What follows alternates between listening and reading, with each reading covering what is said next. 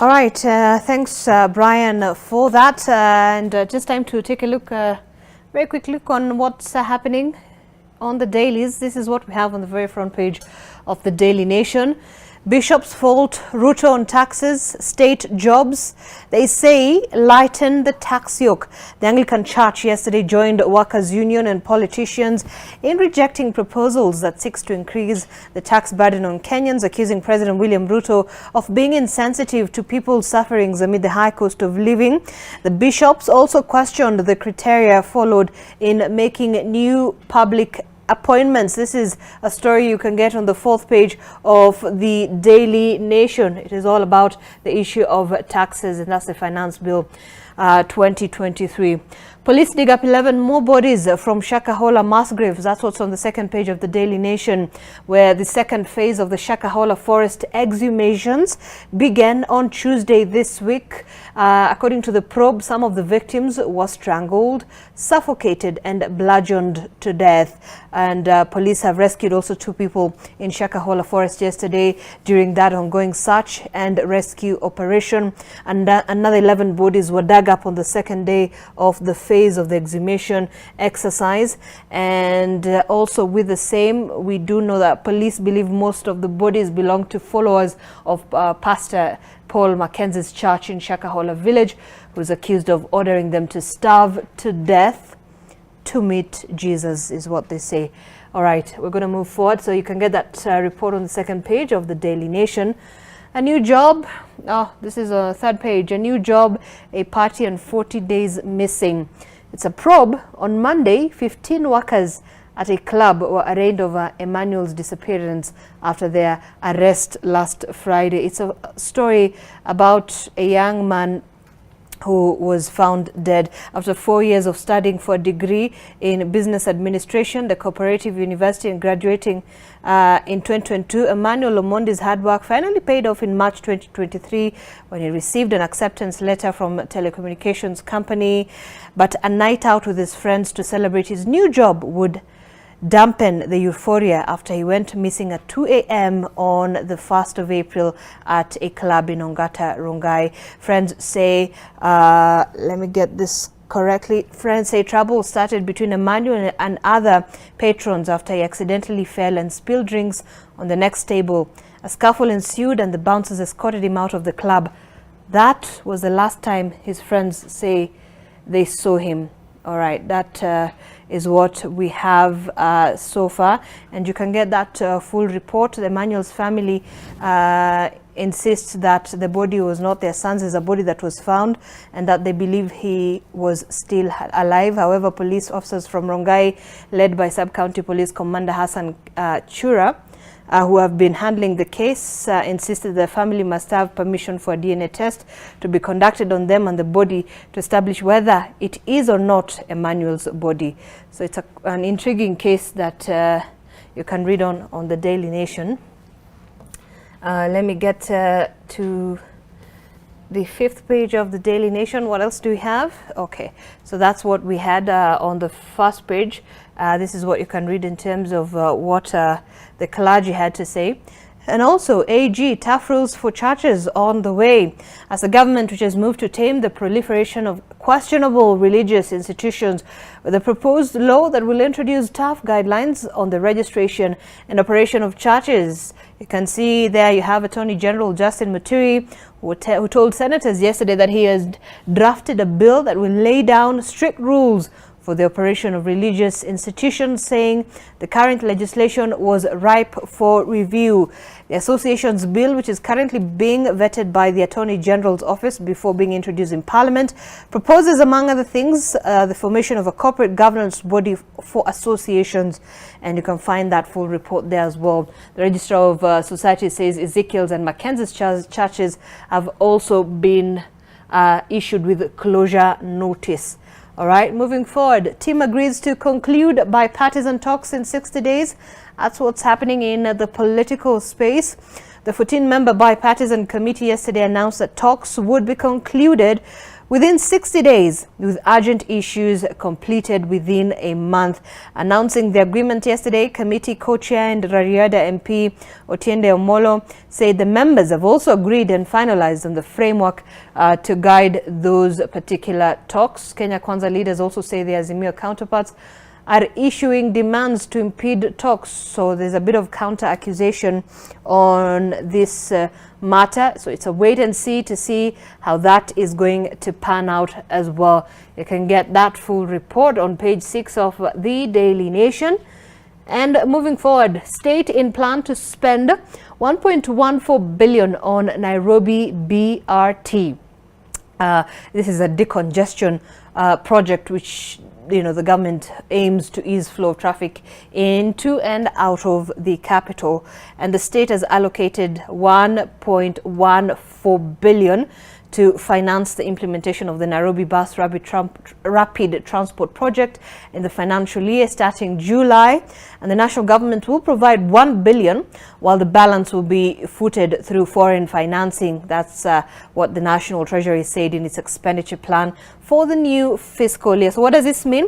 This will mark the second consecutive budget cycle where the project has been allocated substantial amounts. And the current financial year, the BRT project was allocated 1.17 billion, a significant increase from the previous financial year's 700 million.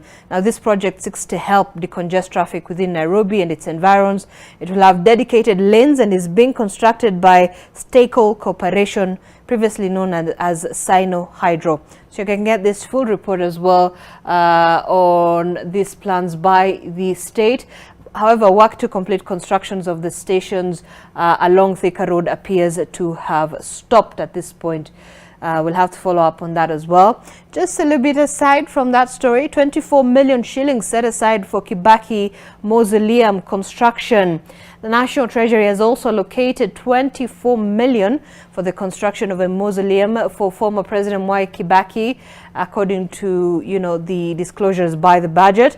Remember, the former president died on the 22nd of April last year at 90 years and was buried on the 30th of April at his Othaya home. He was accorded a state burial with military honors. This mausoleum expenditure is covered in the approved budget estimates for the current 2022-2023 financial year.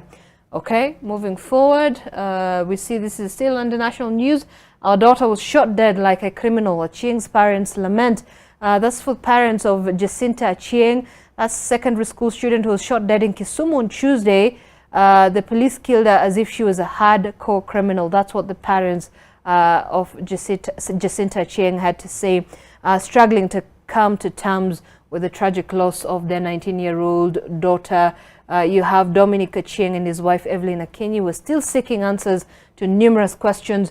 Achieng was killed by a stray bullet on Tuesday morning when on a motorcycle as she was going shopping for school supplies. She was among 4 people shot when police opened fire on that hostile crowd in Kisumu's Juakali area. And it's a story we are also following up here on NTV. Also, Boda death trap leaves jobless youths in the grip of despair.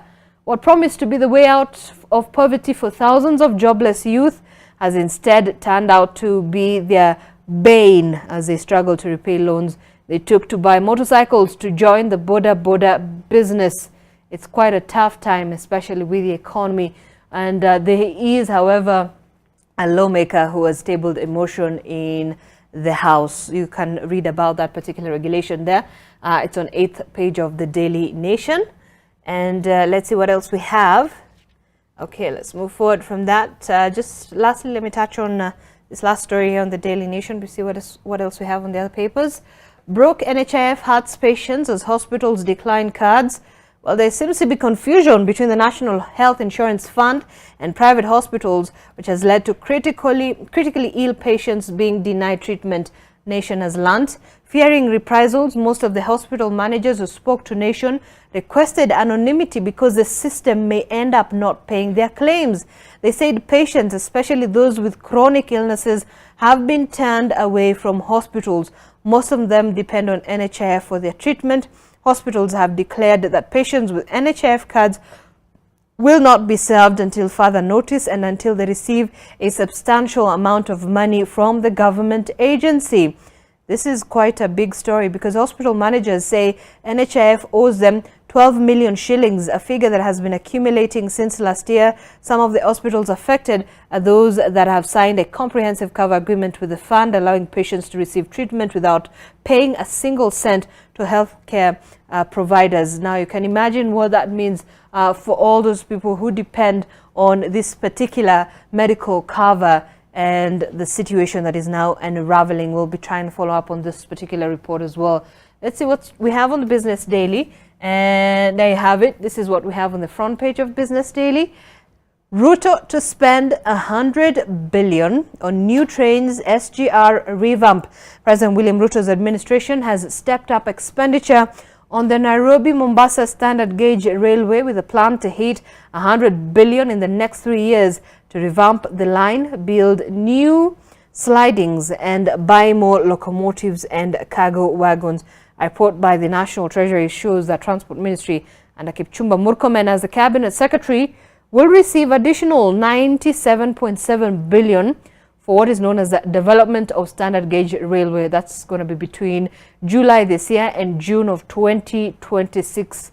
So this actually reverses a trend where the previous government had cut allocation to the SGR and will push the spending related to this particular line. So that's a story you can get on the Business Daily. And just adjacent to that story, still on the front page, the A to Z of the 2023 Finance Bill. You really want to understand what the Finance Bill is talking about? So it seeks to amend various laws relating to taxes and duties with the goal of increasing government revenue from taxes collected. And there's an outline of the key changes proposed in the bill, which is currently under consideration in the National Assembly. You can get that whole, explanation on the Business Daily on page 4 in terms of what we expect in the economy. Cooperative Bank boss pockets 287.5 million bonus, and mobile money agents post fast drop in quarterly cash.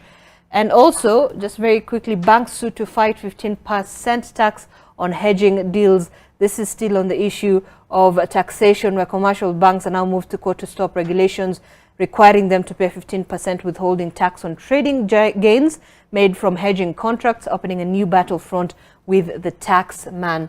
On Taifa Leo, this is what we have on the front page. Maaskofu waamka. Viongozi wa kidini wajitokeza na kukosoa serikali kuhusu teuzi zenye upendeleo, gharama ya juu ya maisha. So what are they saying? Malalamishi ni kuwa wakuu wa makanisa mbalimbali nchini ambao wamekuwa kimya, raia wakilalamika kuhusu sera za Kenya Kwanza, wamevunja kimya chao na kutaka serikali kurekebisha na kubadilisha msimamo. You can get that full report on the second page of Taifa Leo. And also just down there, Yesu wa Tongaren ahojiwa na DCI alivyolipata jina lake. So that would be quite an interesting read. It's on the third page of Taifa Leo. And kimataifa, just adjacent to that as well, alikuwa rais wa Amerika Donald Trump aagizwa kumlipa mwanahabari shilingi milioni 411 kwa kumdhulumu kingono. 8th page of the Taifa Leo newspaper. All right, and finally, just on the East African, what do we have? It was our issue that ran from when was this? May 6th. It will run up to the May 12th. So that's our publication of the East African newspaper. China takes over ECOP funding. Stanchart walked back on a 5 billion funding deal over project pollution concerns, leaving Beijing to pick up the tab of the Uganda-Tanzania cross-border investment. Page 5 of the East African. Visits by world leaders expose Ruto's rising star on the globe. And also, over 300 deaths reported in DRC, Rwanda floods. We'll be having a conversation on that, really, to understand what that means for a country that is also battling one of its biggest conflicts yet. So what does it mean in the humanitarian situation in DRC? Okay, what else do we have? Just very quickly on the East African. Minister killing sparks talk on security agents' welfare. You can get that report there. What else do we have? let me see. Dar fights for legality to relocate Maasai in the face of fresh protests. Fourth page of the East African. I guess we can wind up there on those particular papers, but let me see what we have on the front page of the Standard before I move forward. And this is what we have on front page of the Standard. How Kalonzo goof cost him the presidency. This is still on what they followed up, a series of the book by the Defense Cabinet Secretary Aden Duale. For the record, they're saying the book reveals that Uhuru Kenyatta and William Ruto offered Kalonzo the presidency because a coalition of the three would have easily beaten Raila Odinga in 2013. But Musyoka's statements on ICC arced the duo, who quickly changed their minds. So you can get that full splash on 2, 3, 4, and 5 of the Standard newspaper.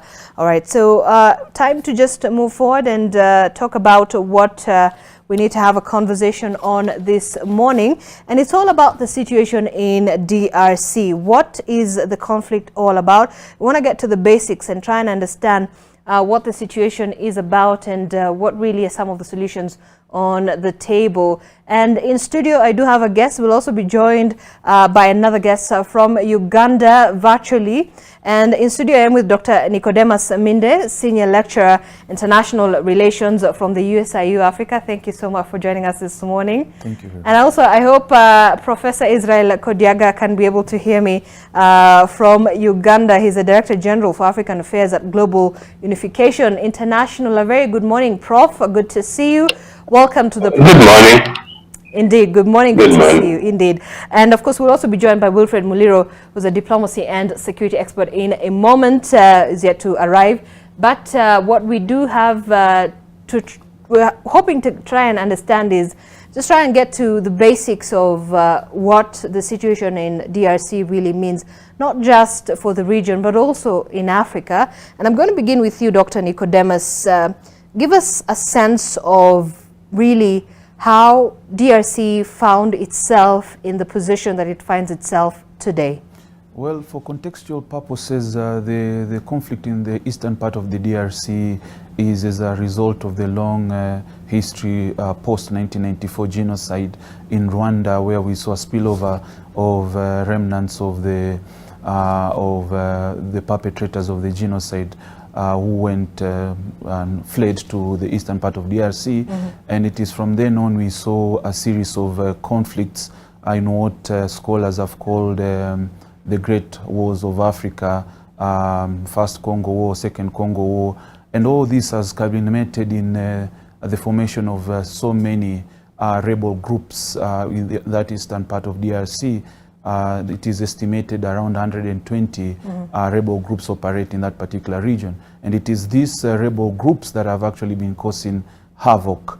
And of course, this has had regional implications, as you can tell, because of, you know, this Great Lakes region has countries such as Rwanda, Burundi, you know, DRC itself, Kenya, Uganda. And all this also has a lot of regional implication in terms of the power play, the interest of the group. And this has almost caused instability and destabilized the region. So we have actors within the region who are interested in the conflict because of what is happening there. We know of the M23 rebel group, which the East African Community Regional Force is aiming at, you know, fighting or negotiating. Right. And all this actually brings to fold what I call the regional power play in terms of interests around Rwanda, Uganda, DRC itself, Tanzania, and all the way even to Ethiopia, Eritrea. Right. So this is actually the genesis of the instability in the eastern part of DRC. Of course, we also have external powers, big powers like you know, the United Kingdom, America, Russia, and all these great powers also have some sort of interest in that particular region. And we'll try and understand really, you know, those interests. How do they affect the peace process in DRC. But Dr. Israel, before we take a break, from where you sit, you've done a lot of research with regards to the conflict in DRC. I believe you're in Uganda for something as, I don't know, maybe I'm wrong, but you can correct me, almost related to what is happening there. Maybe just give us an idea of some of the research that you've done on the situation there from your perspective. Thank you very much. You are right. That's exactly why I'm here. And it is true that this group, the M23, dates back to 1994 genocide in Rwanda. And of course, we know that the conflict in Kivu has displaced over 100,000 people. And within the last 1 year, about 800,000 have fled their homes. This is according to the UNHCR official data. Now, both the DRC government, the UN, and even the East African forces accuse Rwanda of backing the rebels. That is basically the position. And research has revealed that 75% of the M23 are actually part of RPF, which is the Rwanda Patriotic Front. 15% you can say are those who are once in the DRC force but ran back to the M23, and only about 5% are the Banyamulenge. So in essence, when you look at this thing, it goes beyond 1994. It includes even issues like the Tutsi legendary dominance in the region, where they believe that they occupied a very big area, which has since been taken partly by Uganda, partly by Tanzania, Burundi, and the rest. So it is almost like they want to establish their old kingdom. It's an imperial mind. It's an imperial mindset, which sadly is supported by the president of Rwanda, Paul Kagame, although publicly does not admit it. But when you look at the composition Prof, of M23, you look at the weapons. The position, if you can hear me, the position of Rwanda is that they have, continuously to deny that they have any involvement with M23. Thank you. Denial is the name of the game in this thing, but there is evidence to the contrary. For one, you will notice that the weaponry that they have, the Kevlar jackets that they use, the backpacks, the rocket-propelled grenades, these are all identical to what the Rwandan army sports when it goes into battle. So the first question will be, where do they get them from? So in a word, for those of us who have dug deep into this thing, the M23 is just a branch of the Rwandan army. And this has been confirmed by even Michel Aron, a British journalist who wrote focusing on the Great Lakes region and investigated a lot on this thing. So yes, Rwanda denies, and you realize as on March 1st news conference in Kigali, Paul Kagame accused his critics of ignoring history. And he said that people want a shortcut, blame it all on Rwanda, that in Congo there are over 100 armed groups, of which M23 is only one of them. But he did not say, he did not point out as to who is behind M23, and that is the point we are talking about. All right. Prof, I think at that point we just have to take a very quick breather here on AM Live. When we come back, we'll get into the meat of the conversation and move forward from there. So talk to us. The hashtag we're using this morning is AM Live NTV. I am with Professor Israel Kodiaga, who's talking to us from Uganda. He's the Director General for African Affairs at the Global Unification International, as well as in studio I am with Dr. Nicodemus Minde, Senior Lecturer, International Relations at the USIU Africa. Talk to us at Zainab Ismail at NTV Kenya. We're going to be back in a short while. It's all about regional conflict and security.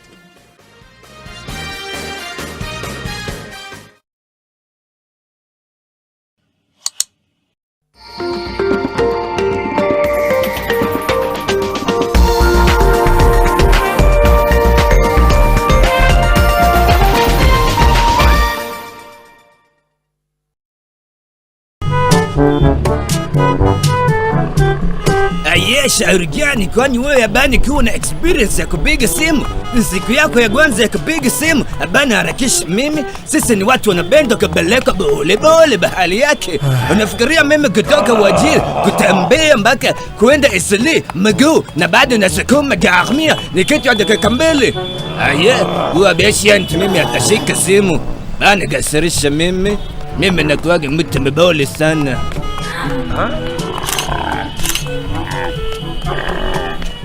To get Waria, dial star 811 star 933 hash. Skiza, Nation. Okay, gosh, it is so small. We thought that it was a colobus monkey, but it's actually a bush baby. So, Eric, what exactly happened to it?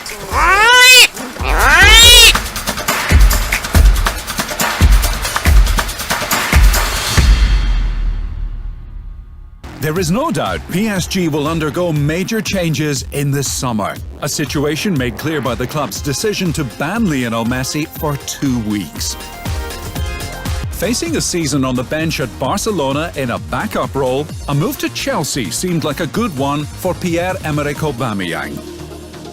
Except, it has turned out to be anything other than good for the striker. Again moved into the shadows and now preparing to do what he can to leave Chelsea.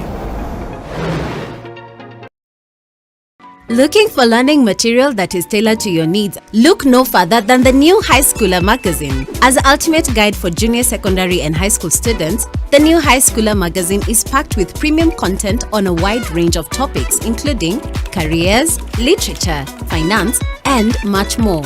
With this magazine, you'll have access to valuable information that can help you make informed decisions about your future. So why wait? Subscribe to the New High Schooler today. Hata Wajakoya alikuwa na lookalike before the elections, but immediately after kulienda vile ilienda, huyo lookalike alianza kutafuta job ya kufanana na Rick Ross. And you see, in aviation we don't have room for errors. So if I am saying alpha, it has to be alpha. Inamaanisha kwa aviation, A for apple you leave at the door. A for apple, yes. Ndege ni yako lakini airspace sio yako. Hata kama nitainuka tu juu ya nyumba kidogo, like hiyo ni airspace yetu. If you can see traffic, yes, like yes. You can't be on the plane like, only see Saimo, as in. No, the thing is, no, from a pilot perspective, yes. We don't like seeing other planes.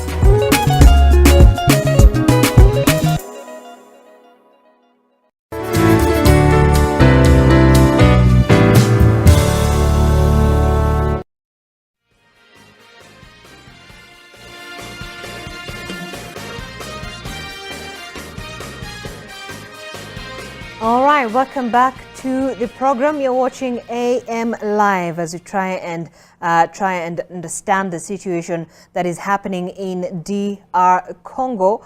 And I want us to take a look at what has quite recently happened. Just I think that was on Tuesday. It's a statement that was made by President Felix Tshisekedi, who now sort of gave a warning to the East African Community Regional Force. And what he says is, this force will have to leave by June if they're not effective on the ground. In fact, he went on to accuse ACRAF of what he called cohabiting with rebels after the regional troops declined to enter combat. I want to understand now, with this situation in play at this point, and we'll come back to the SADC, which are now going to deploy their troops as well. Where does this leave the East African Community Regional Force? And is this, Nicodemus, Dr. Nicodemus, a harsh assessment by the Congolese president? Well, you might say it's a harsh assessment, but him directly saying that that ICRAF is cohabiting with the rebels, I think he should not be saying this as a head of state, and these are statements maybe he should make in private. But if you can recall that the ICRAF chief, that is Jeff Nyaga, was forced to resign amid serious allegations that, or this serious allegation of this magnitude that, and of course he cited threats to his life and other, of course, Felix Tshisekedi says that he should have actually said what these threats were. But I think for me, this statement from Felix Tshisekedi comes in the midst of a lot of confrontations between him and President Kagame, and of course his general assessment of what is, the 6 months that the aircraft has had its deployment in the eastern part of DRC. Right. Of course, we know in March there was an extension for 3 months, an agreement of a 3 months extension until June. And now at this SADC summit, he goes ahead and says that come June, this aircraft is not forced to, because of course the original mandate of the aircraft was actually just a peacekeeping mandate and not to actually engage in combat. And of course now you see the SADC has actually agreed to send troops. And of course now he says he's no more aligning with the southern part of DRC, of the continent, the SADC, because of the history of good relations with the south as opposed to the to the East Africa, which again raises a number of questions about DRC's inclusion into the East African community in the first place, because it just recently became the 7th member of the East African community, yet he is actually lambasting and criticizing the general view, which I think is a modest, and if you ask me, I think this is a plan by the East African community actually to stabilize the region.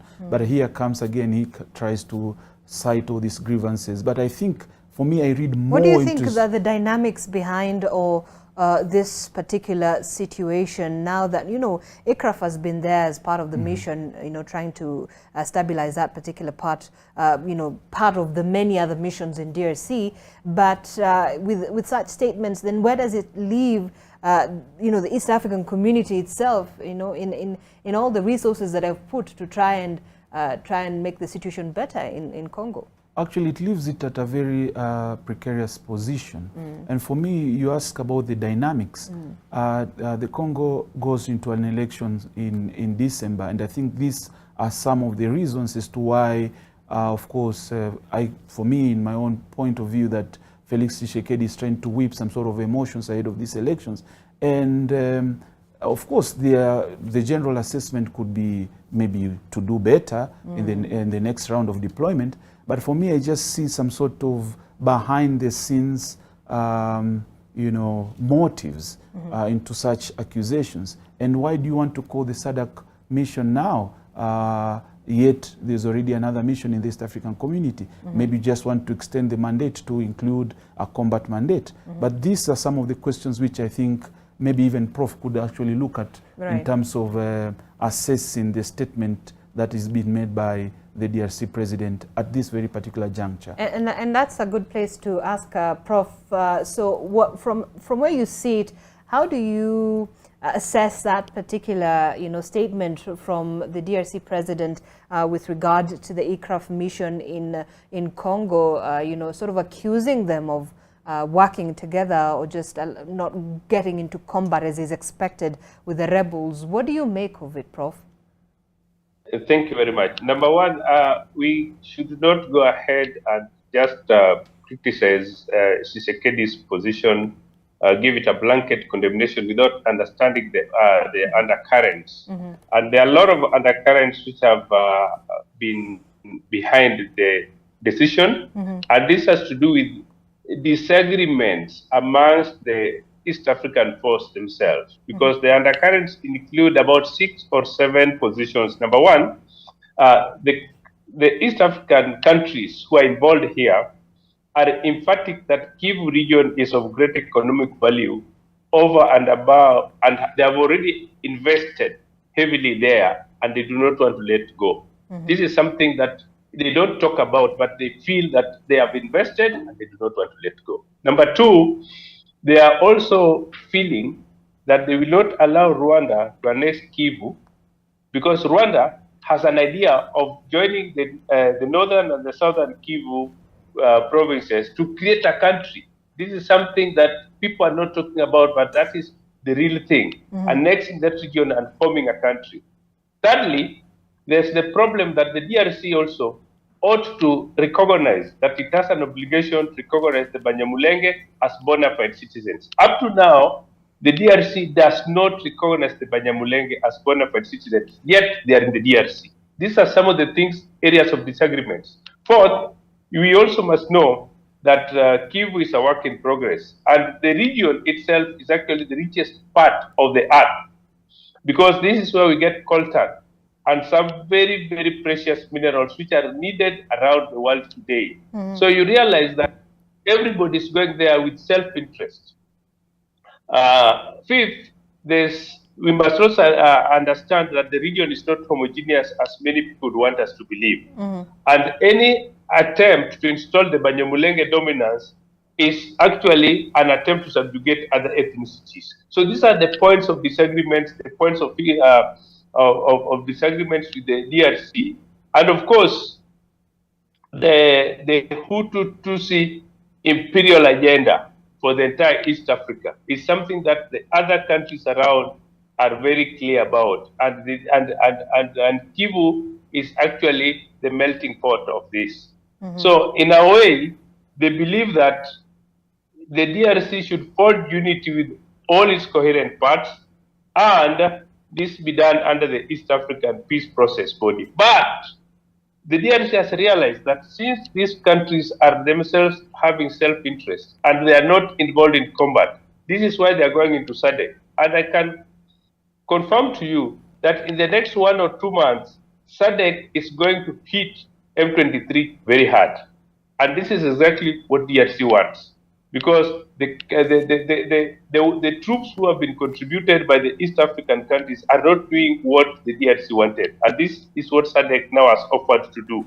Hit them, and of course, if possible, push them out of the region. Is that the right way that, you know, at least from where you sit, do you think that's the right move by having SADC go there and actually, you know, actually go into combat with, you know, like the M23 rebels, as opposed to just having, you know, ICRAF was trying to create a buffer? Is that the right move? Apparently, if you have seen the havoc that is wreaked by M23 and many of these rebels around, then there can be no other way other than to crush them out. There is just no other way, and crushing them is the way to go. And this naturally will offend some of the countries around who are supporting M23. But you see, the area also needs to live in peace, and they cannot live in peace if the rebels are roaming around and creating wrecking havoc on populations. All right. All right, and now joining us in studio as well is Wilfred Muliro, diplomacy security expert, research fellow at the Global Center for Policy and Research. Thank you so much. Good morning. Good to see you. Good morning. Welcome back. As we continue with our conversation, we're trying to get, you know, the context as well as the situation so far unraveling in the DRC, but also just to get, you know, your comment on what is happening so far. We were speaking about a statement that was made by the Congolese president, Felix Tshisekedi, with regard to the ICRAF mission in Congo. And of course, now that we're going to have SADC deploy the troops in, you know, in Congo, what do you make of this development so far? Thank you very much. My apologies. No, accessing the CBD is difficult from the other side. No. Okay, I would like to begin from where the speaker ended. Right. And I think I want just to mention two things. That the first one, I think the DRC issue does not require the heavy hand of the military.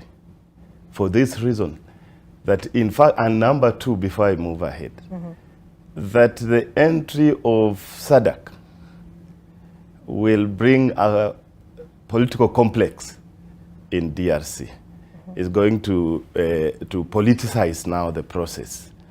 And it is for this reason that if you look at the behavior of the president of DRC, Tshisekedi, he's looking more at the politics than the sustainable peace in that republic.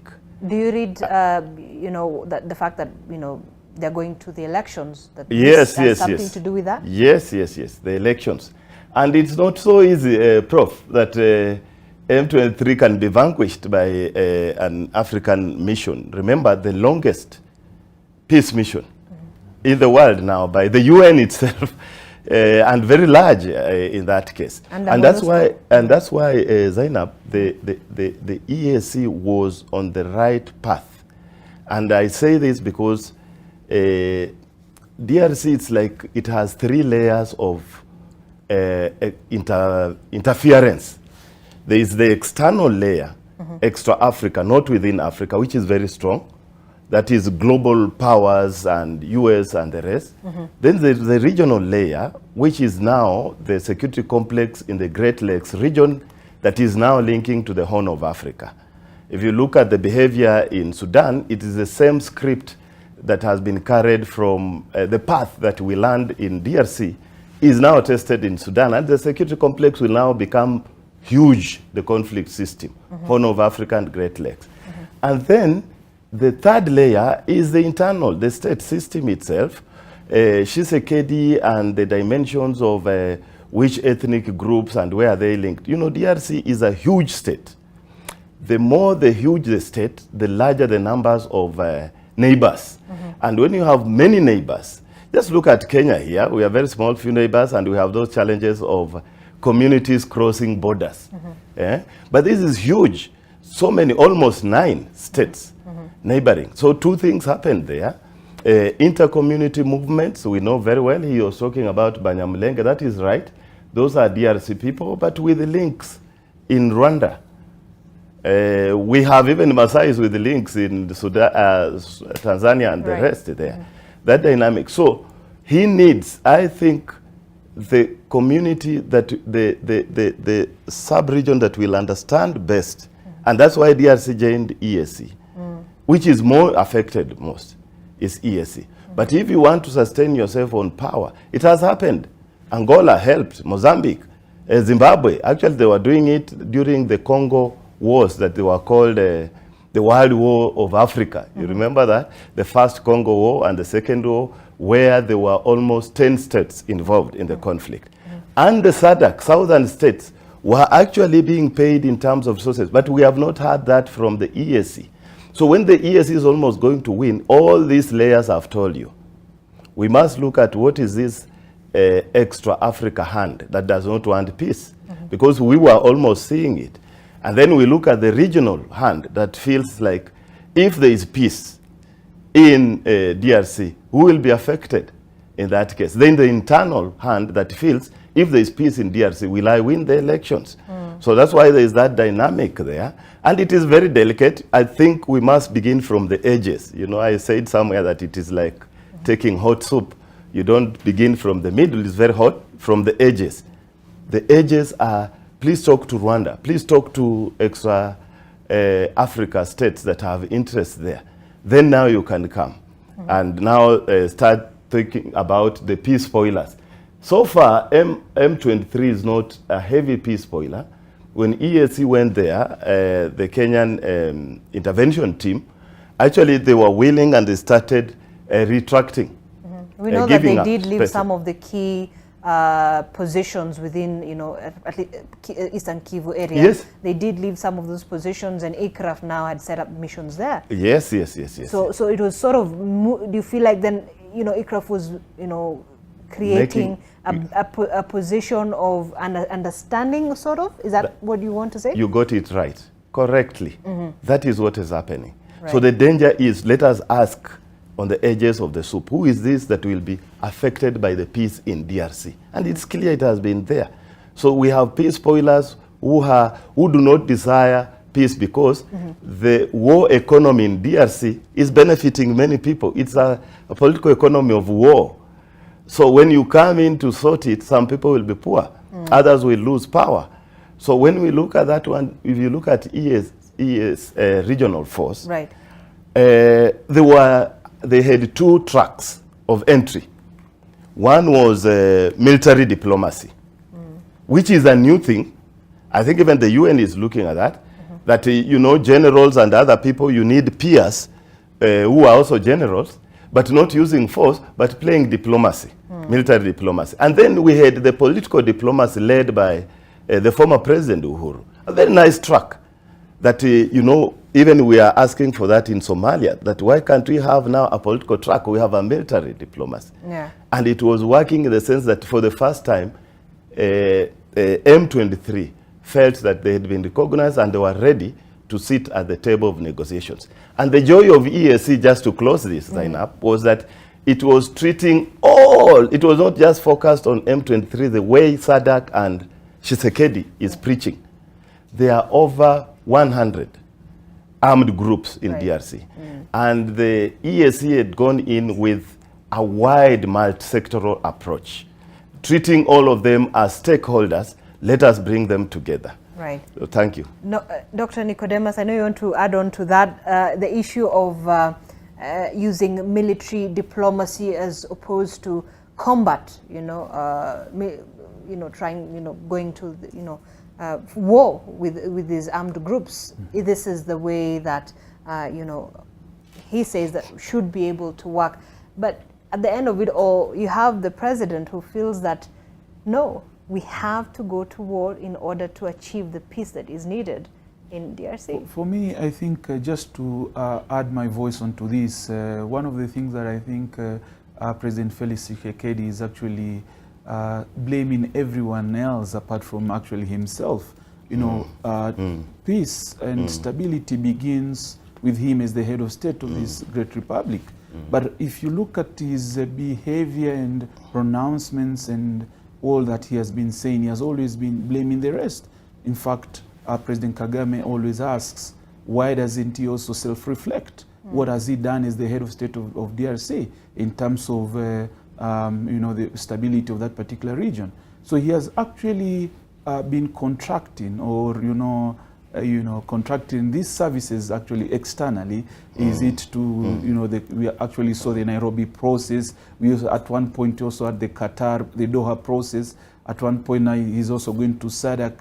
All this adds to these layers my colleague is talking about, and it is actually incumbent upon President Tshisekedi to self-reflect on how the DRC itself, him as the head of state, how can he be able to avert and deal with this before even proceeding externally?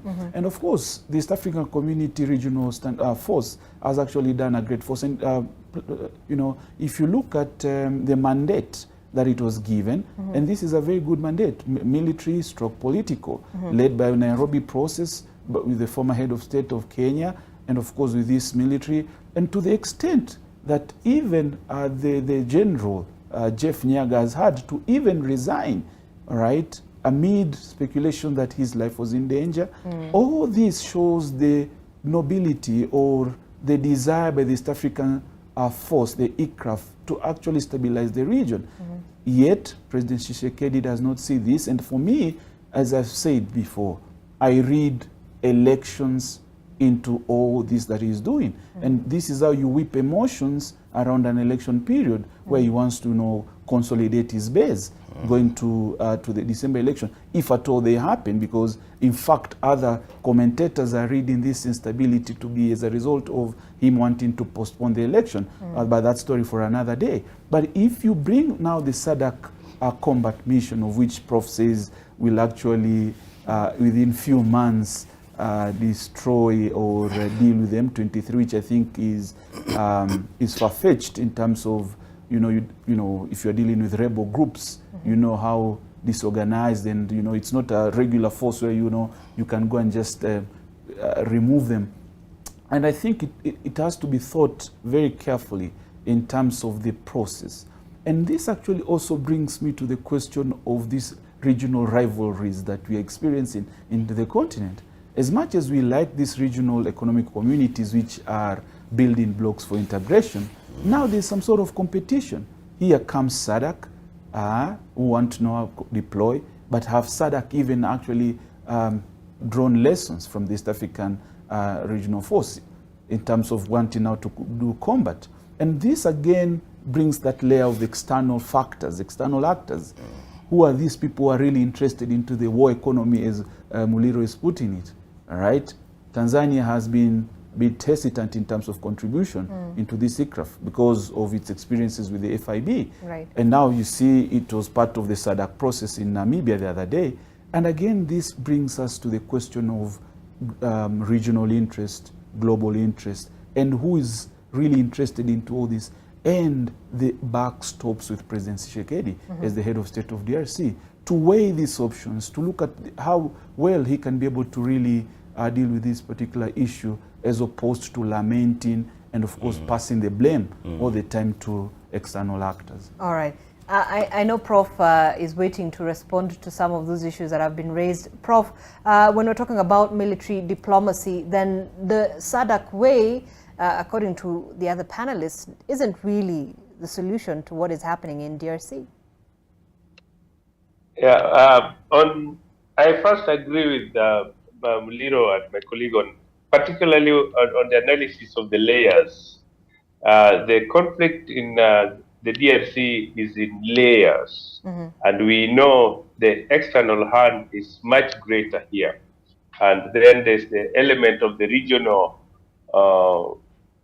what you'd call the regional rivalries. But I want to state here now that there is no part formula on the crisis in the DRC. And rather than blame Tshisekedi, we must also recognize that he is a man under siege. And elections or no elections, the situation in the DRC is not any easy. And it is made worse by the fact that the external actors have got a hand within each of the surrounding countries. So you find each of these countries who are surrounding the DRC are loyal or work with some external players, and this is what complicates the situation there. So even if you leave it to the East African force, it will still not work, because we do know that within the East African force itself, there are nations or countries who have got self-interest and interests which actually are in congruence with that of the external actors.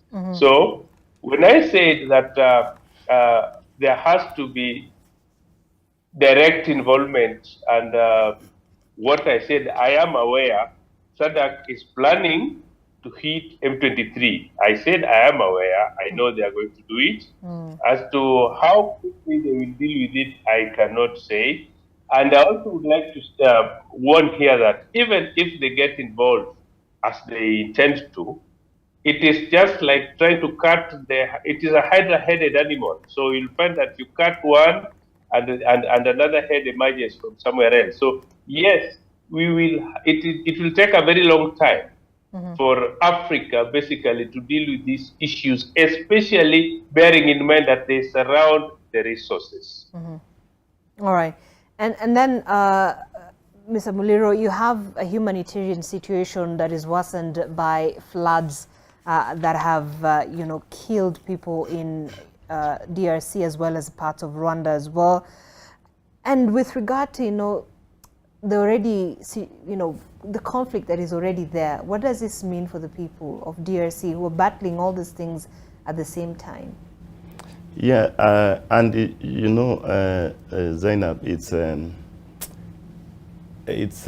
sad because I just saw, I think, in one of the media that you are praising the people in particular for being resilient in the areas you've mentioned. When the M23 withdrew, we saw people with the hose, and very early in the morning going to plant. Yeah. That's extreme resilience. It is something that has been there for long. They have struggled, as my brother here, Minde says. You listen to President Nyerere's speech one time when he was addressing Zimbabwean president. Trying to dissuade them that let us not look at the resources, let us look at the people. He was saying all those people belong to DRC. So let's look at the people, not the resources. In fact, African states should not be paid in terms of resources the way Zimbabwe and Mozambique were doing at that time. So the people, the other day, were they refugees from DRC? who got stranded in Kitale. You know, and we are looking at this, that this is a community of people who should be very rich, but their riches have caused what we don't like. I think Minde and I are Pan-Africanists. We don't like that when you have resources in Africa, then it is a curse. So I'll look at this and say that perhaps as much as we have seen demonstrations, political demonstrations against the MONUSCO, the UN, perhaps the UN should try very hard and focus on the people. And that is what they are doing slightly well, that the humanitarian crisis, nobody is looking at that. We are looking at how can these leaders sit and talk. And I think it's a high time that the UN in particular should focus on the people. Because I think also by virtue of our economies as East Africa community or Africa itself, issues of humanitarian relief are always very mundane. They're expensive for us. Right. And the UN is already there. So maybe there should be some form of coordination. I would really need to know how MONUSCO, that has been there for long, is coordinating with the EAC regional force and now SADC or even the AU to deal with matters of the people. Because I believe that the DRC issue needs African leadership. Let Africa lead the peace process in DRC. Maybe even we need the AU coordination. And then the UN should generally focus on the plight of the Congolese people. Do you think the AU has been able to assert its influence and authority in terms of trying to help the situation there? There have been concerns that the AU has been lame duck, has just been sitting, that it hasn't really asserted its authority and position. What do you think the problem is? I would say this, that Doc here mentioned, the AU looks at today, and they have that principle, that sub-regional organizations are building blocks for continental unity. Right. And even when you look at the mosaic of their African standby force, it's divided in regions. East Africa standby force, North Africa, SADC standby force. The thinking behind that is that if there is a crisis within East Africa, we will first go to EAC as the sub-region of first stop. Just like even the UN has done the same. Yeah. If there is a form of intervention in Africa, then we will have to work with the African Union. So the African Union with its own delicate, the AU is a forum for good relations between African states. It's a Pan-African forum. It neither has political, neither has economic nor security muscle. You look at it as a forum where it gives. It's not. I rarely get into the space of condemning the AU. I always ask myself that what will Africa look like in the international political, geopolitical, strategic bargaining if the AU was not there? Then the idea of external interference and divide and rule would have been worse. But it's a forum. It gives forum for leaders to come there and bargain and have one position as Africa. So again, even in DRC, in its own quiet way, the AU has been, giving the mandate and the push for states. The DRC is very delicate, as I said, many neighbors with different interests. Prof talked about that. Actually, the interests of the neighbors. So you cannot just turn, the cat. You must delicately think about there is Rwanda, there is Burundi, there is Uganda, there is Tanzania. There are all these dynamics. All those ones, and they are members of the AU, and the AU is looking at how do we slowly interact, familiarize, and reduce the friction among ourselves as we deal with the external world. And that delicate perspective is never appreciated by the external powers, because that is the objective. And that's why I think SADC should not lend itself to that external perspective that this is Africa, they are always divided and we're moving. Yeah. So I still feel that as much as we talk like that, the AU still looks at, it has given its blessing to East Africa as a sub-regional organization. dealing with the aspects. But where they have gone low, I think it's long time we should operationalize the African Standby Force to a level that we used to have. ECOWAS are very organized, you know. The ECOMOG, the monitoring group, is like a military. The EAC is making for the first time an experiment of intervention with the military. EAC was 90% regional economic community. So still you are right that we need that hand of the AU in terms of security direction for this sub-region that is economic, that is now working with security matters. All right. Yes. And I'm going to come back to you, Dr. Minde, in a moment, but we have to take another very quick break here on AM Live. We'll have this conversation in a short while after this break. But talk to us. The hashtag, as always, is AM Live NTV at Zainab Ismail at NTV Kenya. We're back in a few minutes.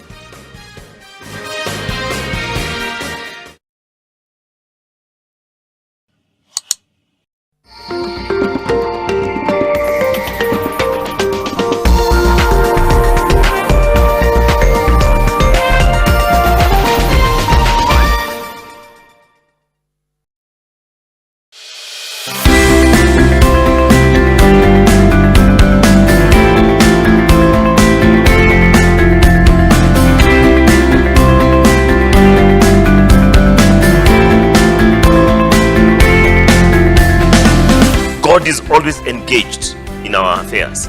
He's engaged in your life. He's engaged in the life of our community. He's engaged in the life of our church. He's engaged in the life of our nation.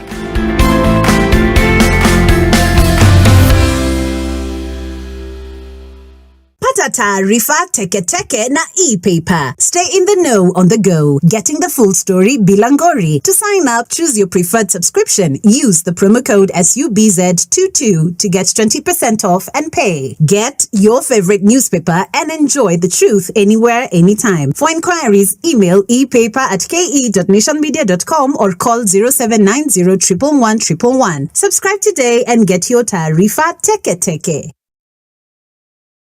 In life, you could be eager to be employed or be self-employed. Either way, you do need the right skills. This is the point where Goodwall is essential to you.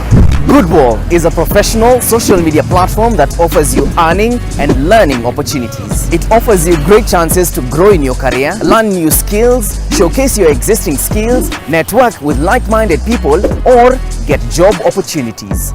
Nation Media Group, in partnership with Goodwall, aim at providing solutions to unemployed African youth, creating digital content that inspires young people to stretch themselves and get the right skills that are useful to employers and their peers. So, how can you be part of this? Every month, we'll give you a chance to win $150 through our monthly challenge. Anyone can participate. Just look out for the challenges on NTV Kenya's social media platforms. Join the challenge now.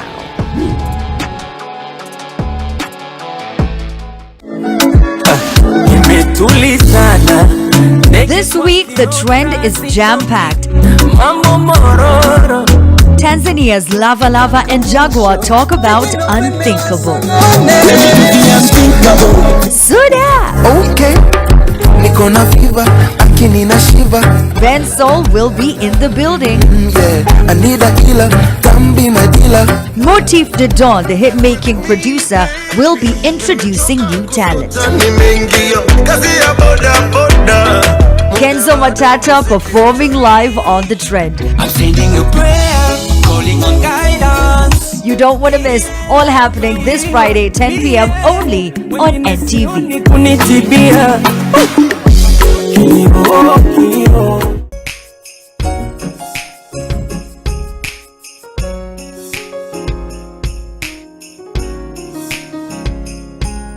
With Molfix pants, changing diapers is now very easy. I tear and take off the used Molfix pants and pull the new one up in a moment. Wrap up the used diaper and throw it away. Come on, mothers, try Molfix baby pants and be part of our happiness movement.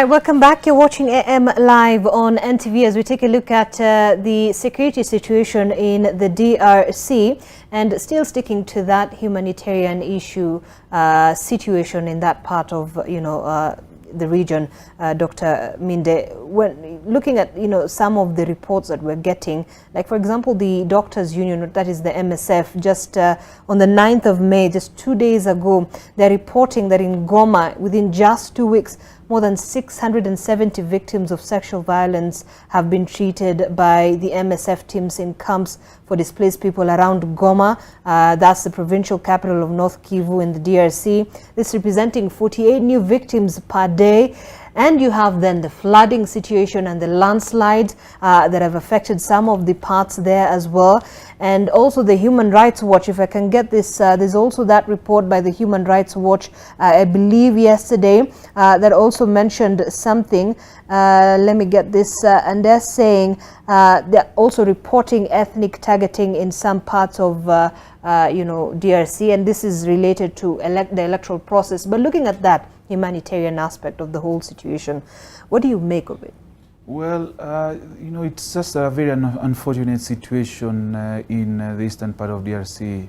It's not just, you've talked about the floods, which is a natural calamity, but of course there's the bigger issue of refugees who are now finding themselves into Tanzania. Of course, Tanzania is reporting that there's been almost 2,000, about 3,000 refugees flocking into the country every month. Yeah. Of course, you're talking about sexual violence, and of course the war itself. This, as Muliro has said, these people are, there's a lot of resilience that these people are facing. But again, this actually tells us that war and the region that particular region really needs some sort of humanitarian support, right, in terms of international agencies, the United Nations, the African Union. And of course, this is the very reason as to why the DRC actually became a member of the East African community. Because now, with this proximity of Kivu to the center, that is Nairobi and the other East African communities, actually it lends, it brings us an opportunity to actually assist the East Africa, to assist the DRC. We saw, for example, Tanzania really assisting Malawi and Mozambique, who were hit heavily by the cyclones and the floods during that particular time. And for me, I also believe that it is also high time that, other than just offering political military support, that the East African community members and even in their own, by themselves, they can actually offer a lot of support, humanitarian support. Of course, they have done so in terms of hosting these refugees, but I think it is more in terms of offering technical support, offering humanitarian support in terms of food, housing, and all this. And this actually can really go far in helping the DRC at this particular time. Of course, as you have said, it is a huge humanitarian disaster, as pinpointed by various international humanitarian agencies. Right, indeed, a tough situation. Professor Israel, really not something that, the other members, states of the region can just sit and look at that situation and unravel, but a political solution, but also a humanitarian solution that needs to be found. Exactly. In fact, the humanitarian crisis is dire, and it calls for a multi-agency intervention, and also the nations around need to come in with support to the communities around.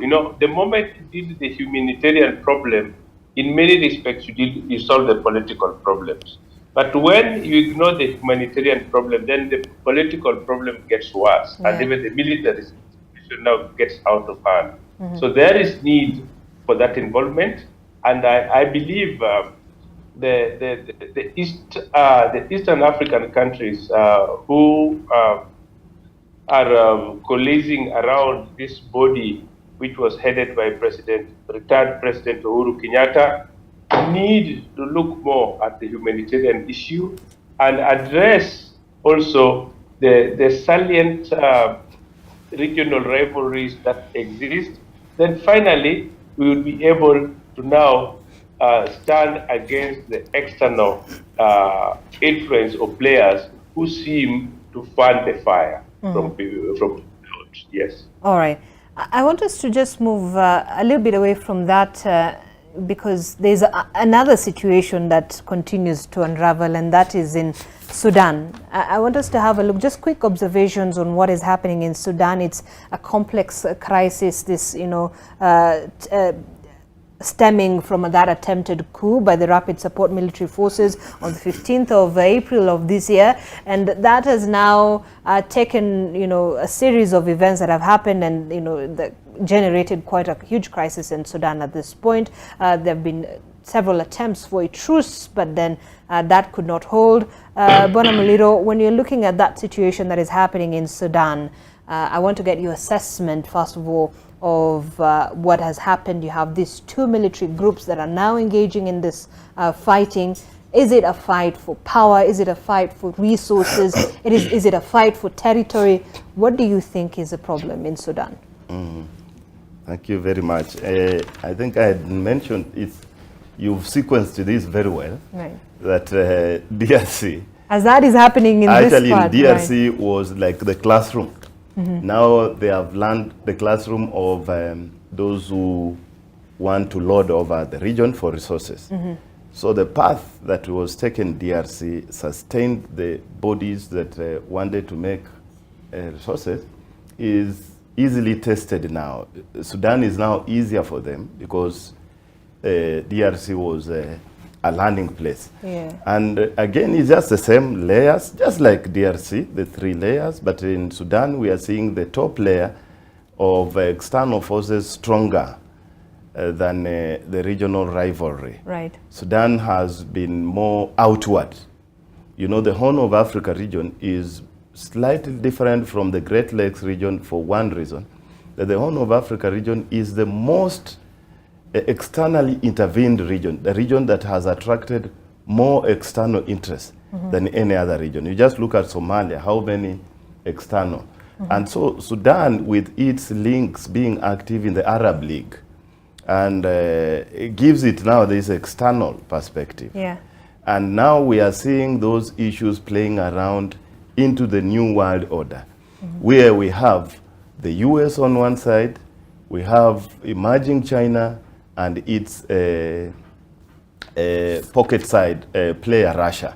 And those are issues that are creating threats within that belt. If you look at that belt, it faces, we are looking at Sudan, going down Chad, and you are looking at Egypt, and you are looking at the Middle East. Those are extreme interests of the global powers. The African states have not played so much in that region. And therefore, you look at this and you see there are 2 groups. And one group is almost unorganized, that can be recognized as a legitimate, the military. Then we have another, I would call it rogue group or a mercenary group. And actually for them, it is clearer. The RSF has openly, and I think even they are now organized, we can proudly, maybe, but sorry for that, proudly say that for the first time, we have a private military security company that is African, and that is RSF, because they have been hired to fight wars in Yemen. And I can tell you, Zainab, that it is not far-fetched that they have a relationship with the now private military security company that is driving the world. We call them mercenaries, right. The Wagner. Because the Wagner have been now, I saw somewhere that selling security now, outsourcing security, has become one of the top companies in the US stock exchange. So private military security companies, we are calling them mercenaries. So we have that link. And you can clearly see in Sudan, it is easier for Africa to come in this way, that there are 2 perspectives.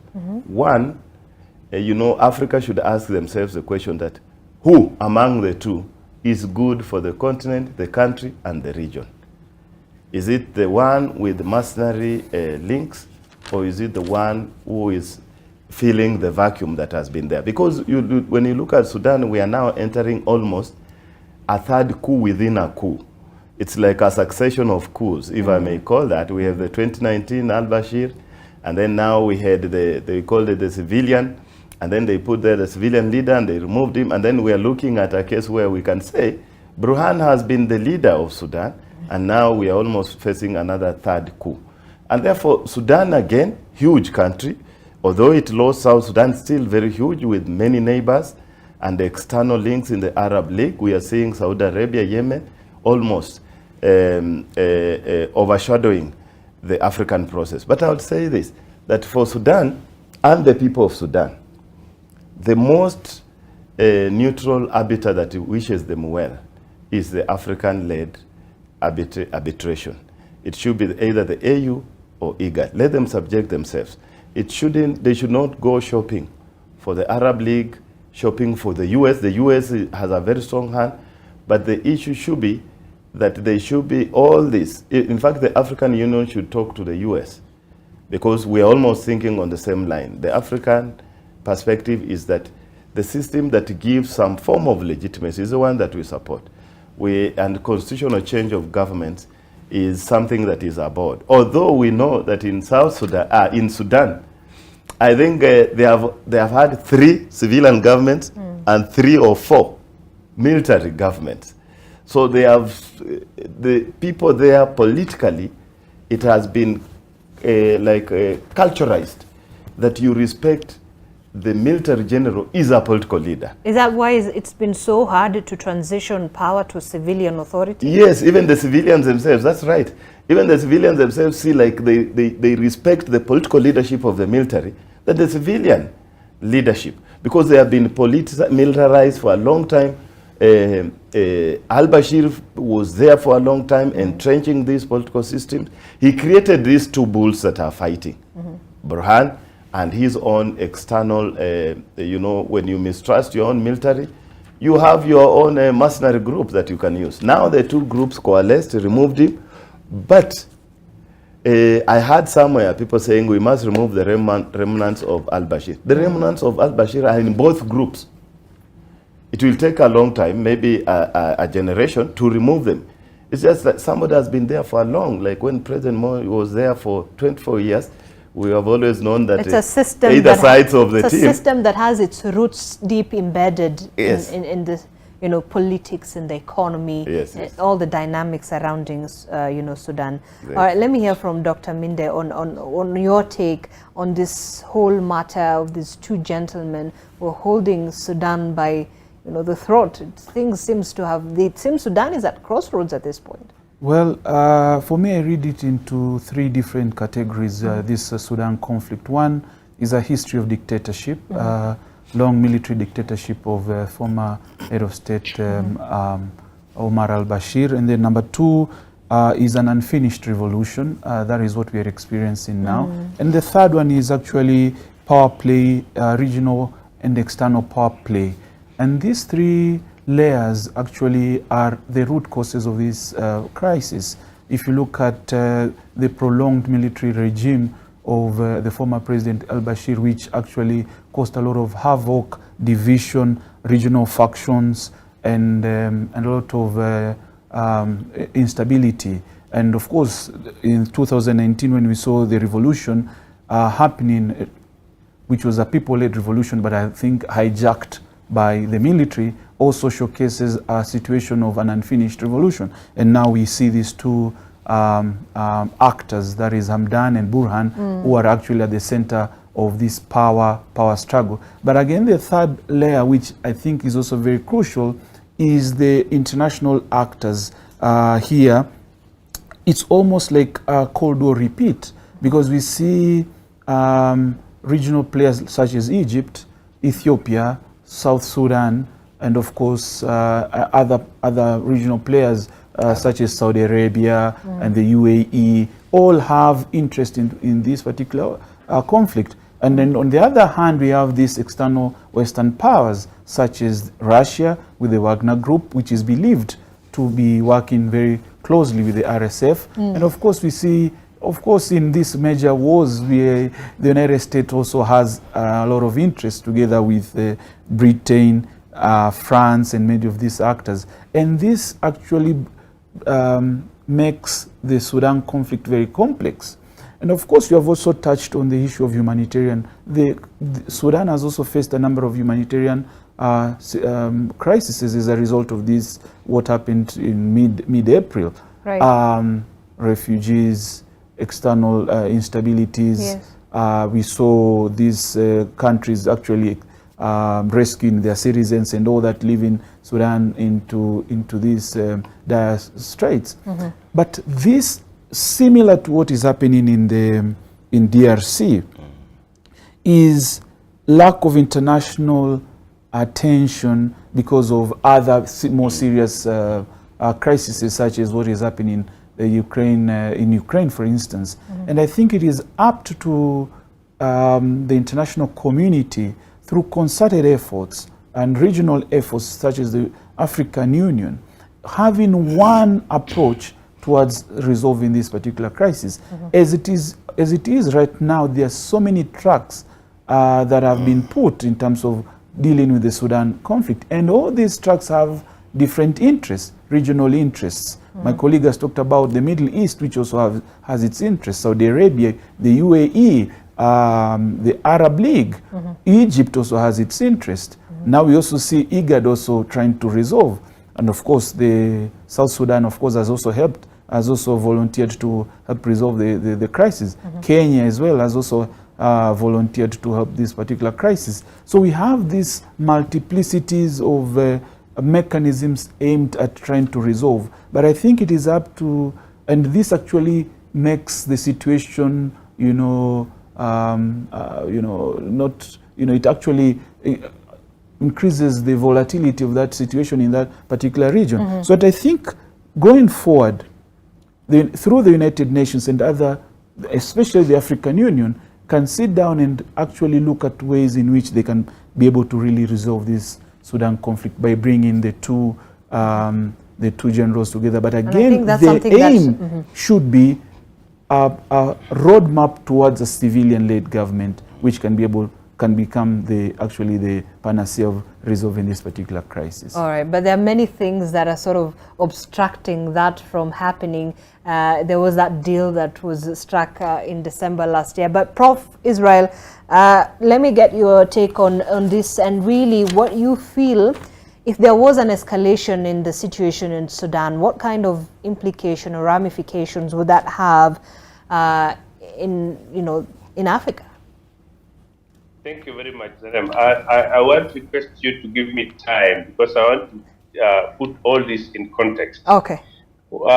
Let us not treat the symptoms. Let us look at the disease. All right. The first thing is, what exactly is happening in Sudan?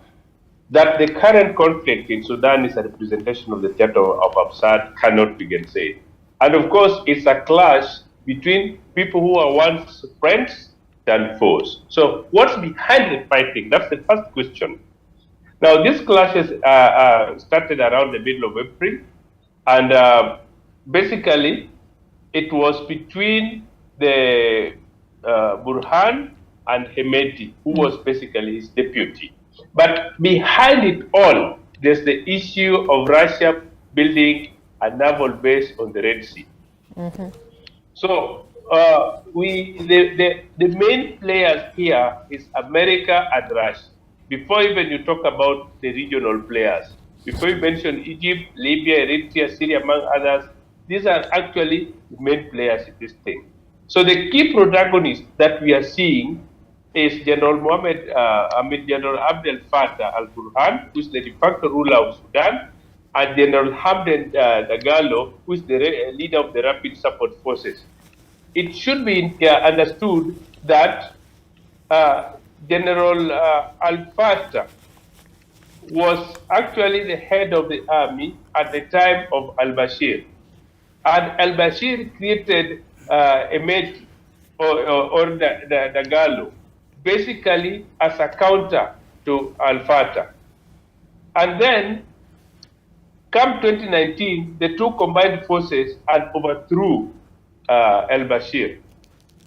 So the two, after they overthrew al-Bashir, then entered into an agreement with the civilian or the civil groups, where they agreed that the army would rule for, I think, 21 months, and then the civilian take over for 18 months. But it is after the army's time expired that they decided to do a civilian coup against the civilian government. That is in 2021. So in a way, it is important to note that this group of Emeti was the Janjaweed. Originally, it was the Janjaweed, which was actually formed and supported by al-Bashir. Again, it is important to recognize that the politics of Sudan has always moved along the Nile, and Emeti comes from the west towards the regions, the Darfur region, which is largely village, and he has positioned himself as let me use this word, a hustler. So he's talking of fighting for the masses, or a hustler for that matter. And Al-Fatah is positioning himself as working for the good of the country. So all these two guys basically are working in together with Russia. Sadly, when you talk about the naval port that Russia plans to build on the Red Sea, it was signed by both. It was signed during al-Bashir's time, and these two guys took it up. On that, they are united. But the United States, when the real America, the US discovered that this thing is going to be constructed, this is when America stepped in. So all this thing is, one, the power sharing deal, and two, the Red Sea port, the naval port that Russia intends to put here. So what are we saying? We are saying that basically it is the Cold War being replayed in Africa. It is actually the US and Russia fighting their issues on African soil. And these other players like Egypt, Syria, and the rest, these are fringe players. So what are the fault lines? The fault lines, which is the bone of contention, is the handing over to civilian rule. And then, of course, the other one is the idea of the stakes. And the stakes is where now Russia, the US, Saudi Arabia, the United Arab Emirates, and other powers are battling for influence in the Sudan. My brother Masinde mentioned Wagner. Wagner has actually entrenched itself in many countries in Africa today as we talk. And many of the illegal trade in minerals from West Africa, Central Africa, Sudan, and all over, you'll see the hand of Wagner here. And this, what they get from here is actually used to support the war in Ukraine. So looking at Sudan, even before you talk about the African nations, it is the US and Russia plus their fringe powers around them like China and the rest who are basically playing their game here, with the rest of us being pawns.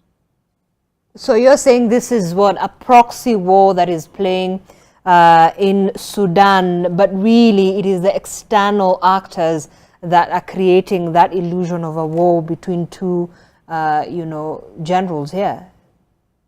Absolutely, absolutely, because you find that Russian Foreign Minister Sergei Lavrov earlier this year visited Khartoum to finalize the terms of an agreement for the port, and this meeting between Lavrov and Abdel Fattah is what actually angered the Americans, who then also sent the ambassador to Sudan, who warned Sudan that if they action on on the issue of port with Russia, there will be dire consequences. Right. So it's basically external powers fighting in Sudan, but of course localized giving the impression that the issue has to do with the local people or the local populace. It is not.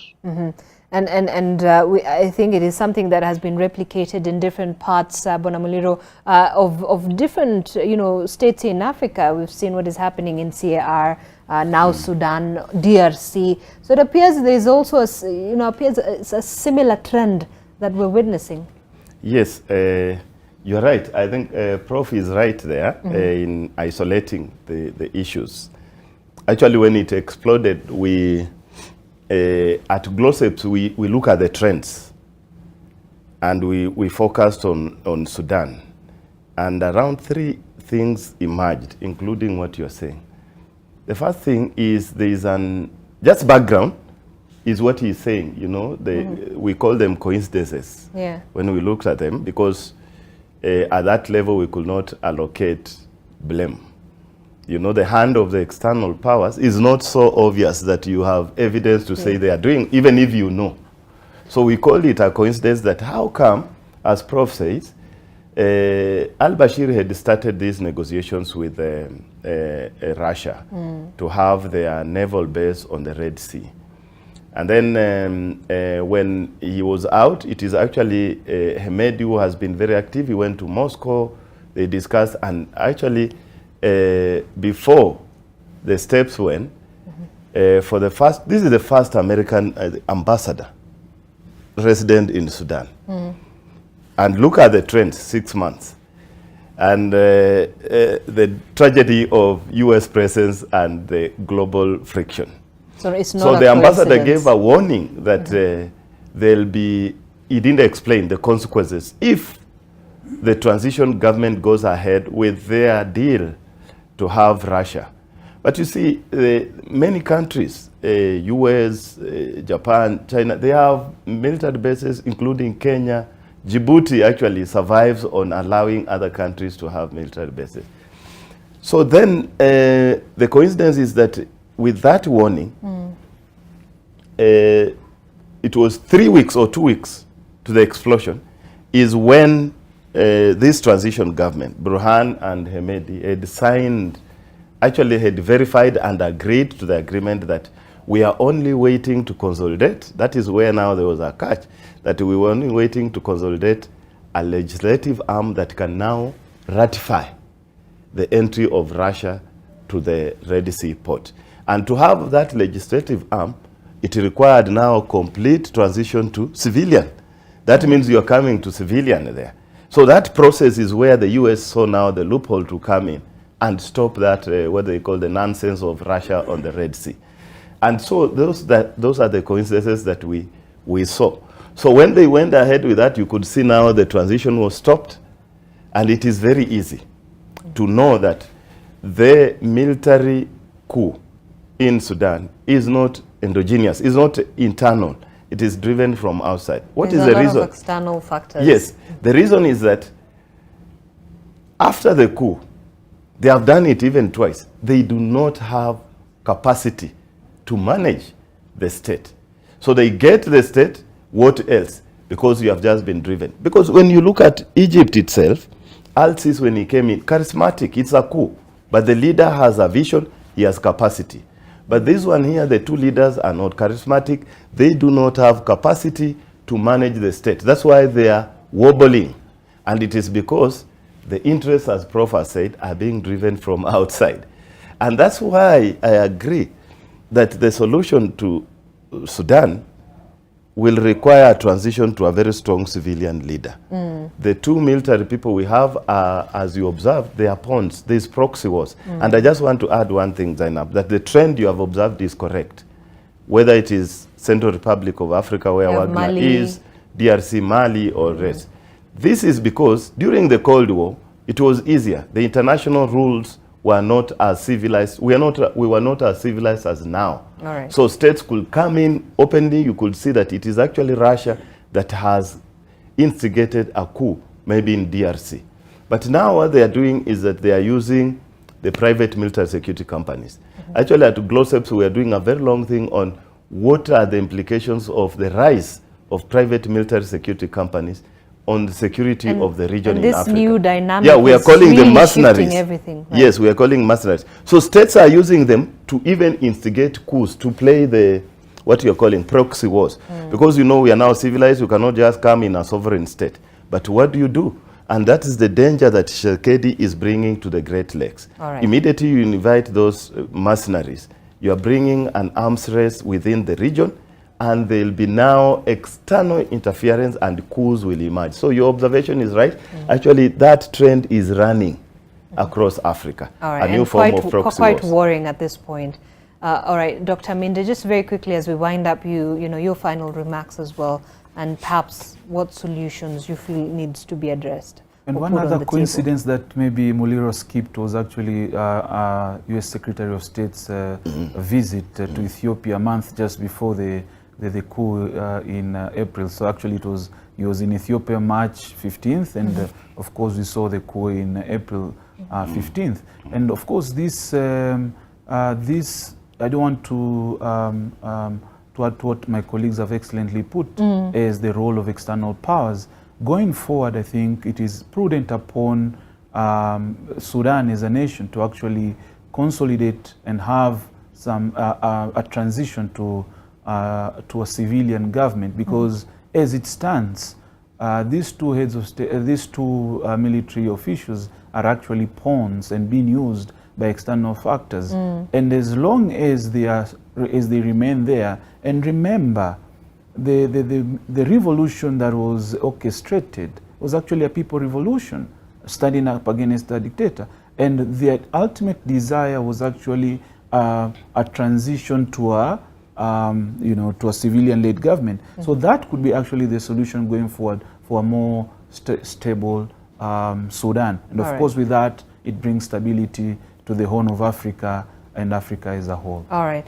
Thank you so much, Dr. Nicodemus Minde, Senior Lecturer, International Relations, USIU Africa, Bwana Alfred Muliro, Diplomacy and Security Expert, also Research Fellow at the Global Center for Policy and Research, as well as Professor Israel Kodiaga was joining us from Uganda via Zoom, Director General for African Affairs at the Global Unification International. I know we've just touched just the tip of the iceberg on some of these issues, but there certainly is a lot to have a discussion on in terms of the conflict in these different parts of Africa. But thank you so much, gentlemen, for coming in this morning, making time for this conversation, and I hope we can have more of such. But you can continue talking to us. The hashtag we're using, as always, is AM Live NTV. Let's continue and engage online with regard to the same. My name is Zainabu Smile, but your world is coming up shortly with Winnie Lubembe as always. Don't go away. Have yourself a good morning and good day.